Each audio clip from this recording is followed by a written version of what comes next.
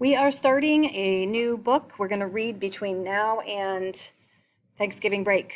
So, the first thing that you need to do is you need to go to Libby and you need to borrow a copy, an e-book, not an audio book, an e-copy of John Green's Turtles All the Way Down.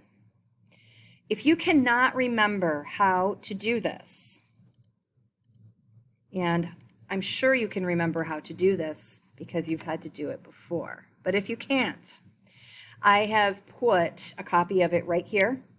The original video from back at the beginning of the school year when you had to borrow the Poet X. So if you cannot remember how to access Libby, log in and borrow an ebook from Libby, you need to please watch this video. You just click on it. Tells you what to do. I want to talk to you today Okay? about how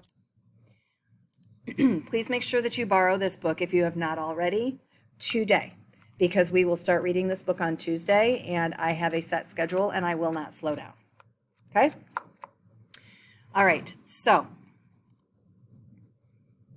Turtles All the Way Down. I do not know if you have heard this phrase before or not, but we're going to talk about some of the background of the book. We're going to talk about the title of the book, and we are going to watch a couple of videos of interviews with the author. Okay? So here I have a stack of turtles holding up the earth. What's up with the title? Let me get rid of this so you can see it. So, you may or may not be familiar with the story The Cat in the Hat Comes Back. And if you want to watch the book, all you have to do is click here. Let's talk about okay? And you can see the story. But in The Cat in the Hat Comes Back, what happens is the cat in the hat, he has that giant hat on. What happens is he has helper cats. And each helper cat has another helper cat that comes out from its hat. So he goes through cat A and cat B and cat C, and eventually, like, they keep getting smaller and smaller, and there's more and more cats, and he goes all the way through to the letter Z. So there's like almost infinite numbers of cats. I have the cat in the hat comes back. Yes, my son is telling you, we just read this the other day, didn't we, David? And it went all the way to cat Z, didn't it? He was super teeny tiny, and you couldn't even see him. Yeah, okay. So anyway, the idea of Turtles All the Way Down is a similar idea, except instead of going up like the cat in the hat's hat, it goes down. So it says here, Turtles All the Way Down is an expression of the problem of infinite regress. We will talk about that in a minute. The saying refers to the mythological idea of a world turtle that supports the flat earth on its back. It suggests that this turtle rests on the back of an even larger turtle, which itself is a part of a column of increasingly large world turtles that continues indefinitely. In other words, turtles all the way down. So there are several myths, actually, about this idea that, what's holding the earth up in space? Well, before we had the science that told us that the earth is basically suspended all on its own and follows the gravitational pull of the sun and yada yada, before people had that science, they made up myths to try to explain why the world was like it was. So there was a common myth across many cultures that stated that the earth was held on the back of a giant turtle who stood on another turtle who stood on another turtle. Okay? So as it says here, this is also called the world turtle or the cosmic turtle or the world-bearing turtle. And you can see this story in Hindu mythology, Chinese mythology, and a lot of Native American cultures. So if you want to know more about this, you can click on any one of these links and you can read it. So this idea of infinite regress. The earth floats in space. Yes, the earth floats in space, as my 5-year-old David would like you to know. Okay. So if you've ever read the story The Cat in the Hat, okay, we talked about this idea of the hats and how there's like always another kitten and always another cat coming out of the hat, just like there's always another turtle down beneath the other. So it's this idea, the theory suggests, let me go back. This theory suggests that one thing supports another, which supports another an infinitum, which means to infinity, forever and ever and ever, suggesting that there can never be an end. It just keeps going and going and going all the way down. Okay? So if you can imagine a never-ending stack of turtles, that there is never a bottom to it, that is the idea of infinite regress. Okay? So this is going to come in important later. So now you know the mythology that the title comes from, and you know a little bit more about infinite regress, okay? So this is a little story here that explains exactly where the phrase, or so we think, exactly where the phrase, turtles all the way down, comes from. So, read along with me. After a lecture on cosmology is the study of stars and planets, and the structure of the solar system, 19th century philosopher William James was approached by a little old lady. Your theory that the sun is the center of the solar system and the earth is a ball which rotates around it has a very convincing ring to it, Mr. James, but it's wrong. I've got a better theory, said the little old lady. And what is that, madame? Inquired James politely. That we live on a crust of earth which is on the back of a giant turtle. Not wishing to demolish this absurd little theory by bringing to bear the masses of scientific evidence he had at his command, James decided to gently dissuade his opponent by making her see some of the inadequacies of her position.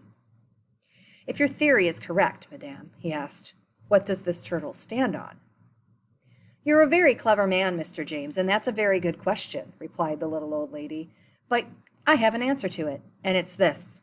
The first turtle stands on the back of the second, far larger turtle, who stands directly under him.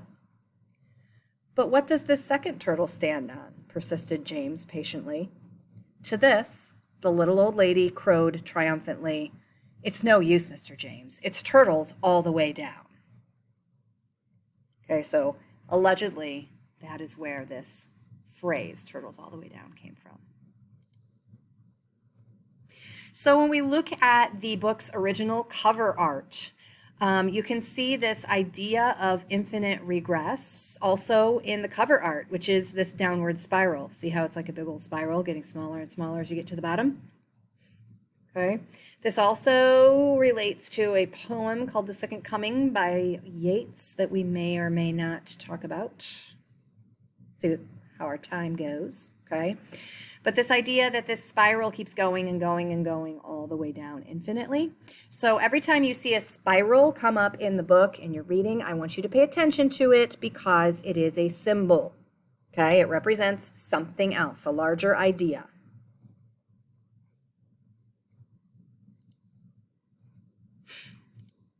Okay, so some background. Who is John Green and what is this book about? I have 2 short videos here for you on the slideshow that accompanies this assignment. I would like you to please make sure that you watch these videos in their entirety and answer the questions that are next to them. So on this one, it asks you, who is John Green? What is this book about? And what do we learn about how John Green's personal experience inspired the main character in the book? So when you click on this, again, if it doesn't play, you're just going to go down here and click the other link. But this is an interview with John Green, the author of the book, from ABC News. And of course, there's got to be an ad. We're Portuguese? I thought we were Hungarian. Can you tell me the story again? Behind every question is a story waiting to be discovered. This holiday, start the journey with a DNA kit from Ancestry. We're back now with the best-selling. For some reason, my volume is not working on my computer screen, so I'm going to do this. See what's going on.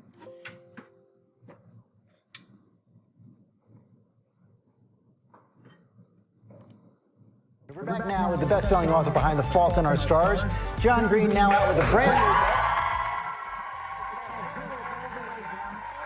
new bestseller on Amazon. We're going to talk to him after a quick look at its blockbuster success. Good morning. John Green is the king of young adult novels, And this is the first chapter of Turtles All the Way Down. selling more than 50 million copies worldwide. His blockbusters include Looking for Alaska, Paper Towns, and The Fault in Our Stars. Green also stays connected to his fans online, with nearly 6 million Twitter followers and 2 wildly popular YouTube sites, So I have obsessive compulsive disorder. where he recently shared his All right, so that's just kind of a taste of what it is. That's the first 30 seconds. You're going to watch that whole video on your own and answer these 3 questions, please. Please write in complete sentences so that I understand exactly what you're trying to say. Right? The next slide, slides 5 and 6, are the ones that you will be typing on today. This has some more background information. John Green has a disorder called OCD, or obsessive compulsive disorder. A lot of people say, oh, well, I have OCD, but they don't really technically have OCD. So he talks a little bit about what that is like for him and the difference between what we sometimes say is OCD behavior and what it really is. So I would like you to please watch him, it's a real short video, talk about his own experiences with OCD and answer these questions. What is obsessive compulsive disorder, and how does John Green describe his personal experience with it? Because he does, in this book, the main character, Asa, does have high anxiety and an obsessive compulsive disorder, and he really delves a lot into those mental health issues and the idea of mental illness in this book. Okay? So you're going to click here. Good morning, Hank. It's Tuesday. This video is about my mental health, but I want to say here at the outset that I am not a psychologist, and that in general, I think we should listen to experts when it comes to mental health and also when it comes to other things. But I can only speak to my personal experience. Okay, so you're going to watch that video and respond. Okay? So, a couple of things I want to bring up before you even start reading. You do not have a reading assignment tonight, but you'd best make sure that you have downloaded the book and you have it ready for tomorrow, because we're going to start reading tomorrow. Themes. Themes. As you guys know, you know this by now. A theme is an underlying message of a work of literature. It is not told to us directly. We must read between the lines to understand it. In general, a theme is a life lesson that an author wants the reader to learn. So a theme is that kind of hidden message. All right? As we read this book, I want you to consider the 4 bullet-pointed topics here.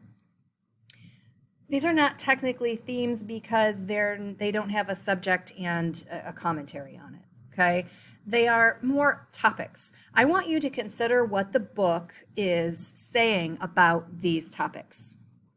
The first one is identity, selfhood, and mental illness.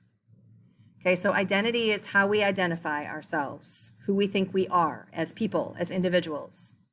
Selfhood, I put a little link here in case that didn't make sense to you, that's individuality. How we are different from everybody else.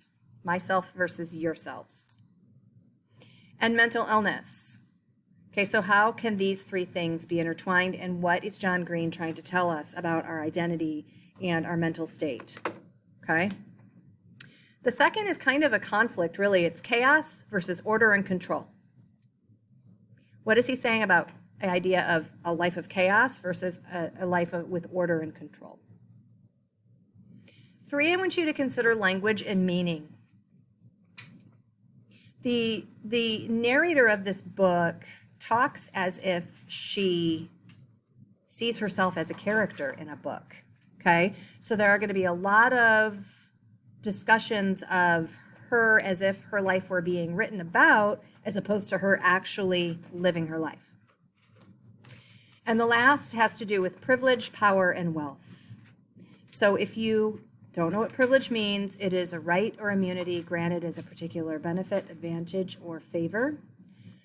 So when we talk about privilege, it means that somebody has more benefits or advantages than others if they are privileged. So I want you to think about privilege, power, and wealth. And what does this book have to say, or what kind of questions does it raise about all 4 of these things? And you're going to track these themes as we read the book. There is a reading schedule on the second to last slide. I want you to notice what I have down here at the bottom. It says, and my little thingy popped up there. Dates listed are assigned reading dates. Read these chapters on the date listed. I will not be giving a bunch of extra work makeup days. Last quarter and the first couple of weeks of the second quarter, I have given all sorts of opportunities for people to get caught up with work. And what I'm finding is that I have about the same handful of people doing the work consistently. And then they're sitting around bored, not with, with nothing to do, because the rest of you, I'm giving you a chance to catch up and you're just not doing it. So from here on out, this is the reading schedule. I will stick to it like glue, no matter what. So we will have this book read in its entirety by Tuesday, November 24th. That is the day before Thanksgiving break. Okay? So, for example, tomorrow you're going to read chapters 1 through 3. I am assigning them on that day, and I expect you to have them read on that day. So that the next day when you come into class, be it virtually or for real in my room, you will have those chapters done and you will be ready to start the next two chapters, 4 and 5. Okay? Finally, if it interests you, you can watch John Green read the first chapter. Okay? So I always enjoy listening to an author read their own work. So if you're interested. Good morning, Hank. It's Tuesday, and this is the first chapter of Turtles All the Way Down, which I'll be reading to you today. Okay, I think all you need to know is that this story is narrated by a 16-year-old girl named Hazel Holmes. Also, it starts with an epigraph from Arthur Schopenhauer. Man can do what he wills, but he cannot will what he wills. Chapter 1.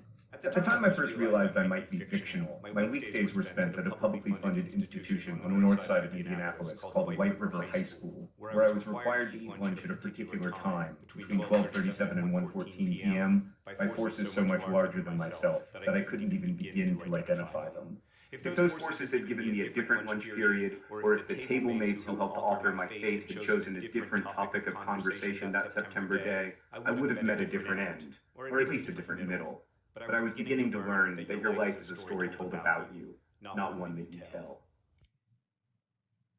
Okay, so that's basically page 1.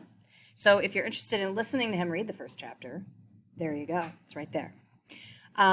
So the assignment then is, as I said, when you go in here, you're going to open up the Google Slides.